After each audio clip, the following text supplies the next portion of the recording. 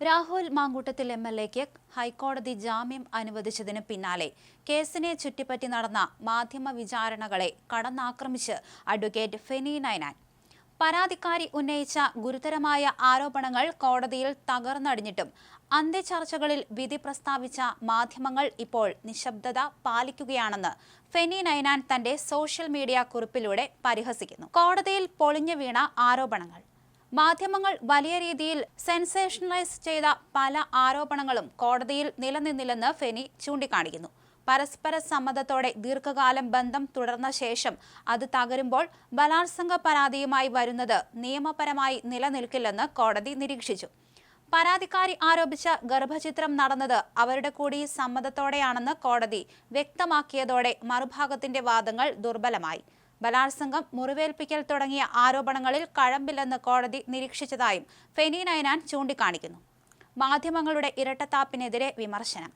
രാഹുലിന്റെ അറസ്റ്റും ജയിലിലാക്കലും ആഘോഷമാക്കിയ മാധ്യമങ്ങൾ ജാമ്യ ഉത്തരവിലെ സുപ്രധാന നിരീക്ഷണങ്ങൾ ചർച്ച ചെയ്യാത്തതിനെ കുറിപ്പിൽ രൂക്ഷമായി വിമർശിക്കുന്നു.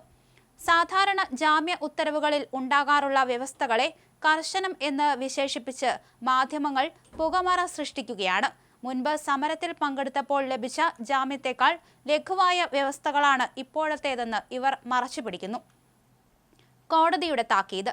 ബന്ധം പരാജയപ്പെടുമ്പോൾ ബലാത്സംഗ പരാതി നൽകുന്നത് ഒരു പുതിയ കാലത്തെ ഒരു ട്രെൻഡായി മാറിയിട്ടുണ്ടെന്ന സുപ്രീം കോടതിയുടെ നിരീക്ഷണം ഹൈക്കോടതി ആവർത്തിച്ചിട്ടുണ്ട്. ഇത്തരം പ്രവണതകളെ സുപ്രീം കോടതി അപലപിച്ചിട്ടുണ്ടെന്ന വസ്തുത എന്തുകൊണ്ട് ചർച്ചയാകുന്നില്ലെന്ന് അദ്ദേഹം ചോദിക്കുന്നു. കിളിക്കുഞ്ഞിന്റെ കരച്ചിൽ പോലെ എന്നൊക്കെ നാടകീയമായ ഡയലോഗുകൾ അടിച്ച് വൈകാരികത സൃഷ്ടിച്ച ചാനൽ അവതാരകർ സത്യങ്ങൾ പുറത്തു വരുമ്പോൾ ഒളിച്ചോടുകയാണ്.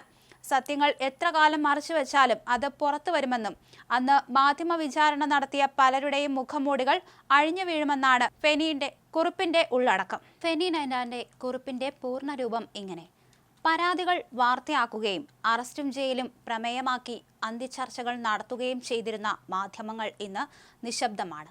അവർ ഇന്ന് ചർച്ചയാക്കുന്നത് ജാമ്യ വ്യവസ്ഥകളാണ്. അത് കർശനമാണ് എന്നാണ്.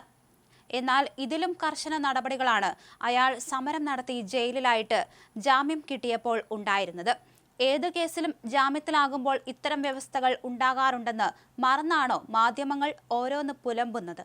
കോടതിയിൽ പരാതിക്കാരി കൊടുത്ത മാധ്യമങ്ങൾ വാർത്തയാക്കിയ കാര്യങ്ങളൊക്കെ ഇന്ന് കോടതിയിൽ പൊളിഞ്ഞു വീണത് ആരുമെന്തേ വാർത്തയാക്കാത്തത്?